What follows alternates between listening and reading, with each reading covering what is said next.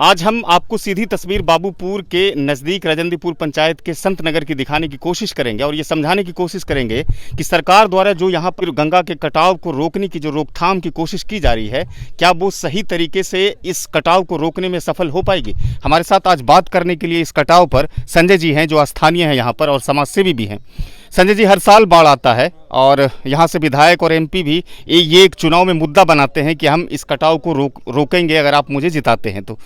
हर साल बाढ़ आने के बावजूद भी सरकार की तरफ से और जो स्थानीय विधायक और सांसद हैं उसकी तरफ से यहाँ पर जो प्रभावित लोग हैं बाढ़ से, उनके लिए कुछ किया जाता है या नहीं किया जाता है, इस संदर्भ में बताइए। तो इसमें तो यही लग रहे हैं कि अभी तक जो भी हमारे यहाँ पे प्रतिनिधि या हमारे सांसद जी, विधायक जी जो भी हैं अभी यहाँ पे, तो ये हम लोग के लिए अभी अगर वो चाहते तो कटाव विरोधी अभी रुकते और बोल्डर पिचिंग अगर होती तो हम लोग का गांव बच सकती थी। लेकिन ये मिट्टी के बोरे से हमको जहाँ तक लगती है कि ये जब हवाएं तेज़ चलती है तो कटाव बढ़ जाते हैं, तो उस हिसाब से ये जो कटाव जो विरोधी काम चल रहे हैं तो ये सकारात्मक हम लोग के लिए नहीं है। अच्छा, तो ये जो के लिए जो है संजय जी, ये जो बैग है ये जियो बैग है? तो जियो बैग तो नहीं है, ये तो सरकार की तरफ से देखिए ये तो अभी हम बता रहे हैं और उनको आप लोग खुद दिखाएं। ये तो हम लोग सिर्फ जानते हैं बोरी, अब बैग क्या है ये तो हम नहीं जान पा रहे हैं।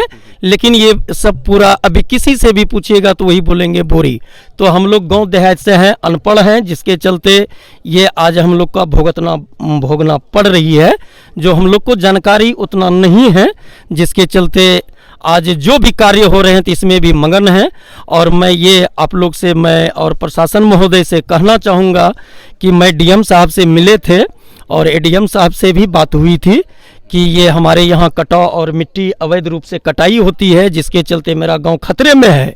मैंने ये आज से 3-4 महीना पहले मैं उनसे मिल के बात किए थे डीएम साहब से, और वो बोले थे कि आपका काम हो जाएंगे। वो लिखे भी थे, हम लोग 10 मिनट 15 मिनट कम से कम वार्तालाप हमसे हुई थी और इस मामले में तो बोले कि कार्य होंगे। लेकिन वो अब किए हैं या नहीं, लेकिन सीओ साहब अगर चाहते तो उनके अंडर यहाँ से कुछ ही दूरी पे हमारा प्रखंड है। जी, मैं उतनी लंबी संक्षिप्त में बताइए आप मुझे कि डीएम साहब का एक दौरा यहाँ पर हुआ था और स्थानीय जो विधायक हैं वर्तमान में नाथनगर से, अली अशरफ सिद्दीकी का भी दौरा था। तो विधायक जी अली अशरफ सिद्दीकी ने मांग की थी कि इसको कटाव को रोकने के लिए रिंग बांध की यहाँ पर निर्माण की जाए। ये बातें कितनी सच है?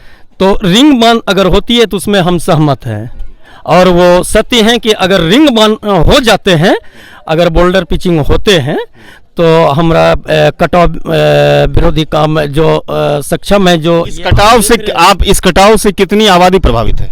तो यहाँ पे जो आबादी जो है, आप इधर भी देख सकते हैं, यहाँ पे कम से कम 3-4 गांव तो इस जगह हैं ही, पंचायत जो कि सबौर प्रखंड के अंतर्गत, संक्षिप्त में बताइए, अंतर्गत जो फरका है, हमारा शंकरपुर भी है और ममलखा भी है। ये तो रजंदीपुर में आप और हम लोग खड़े ही हैं पंचायत में।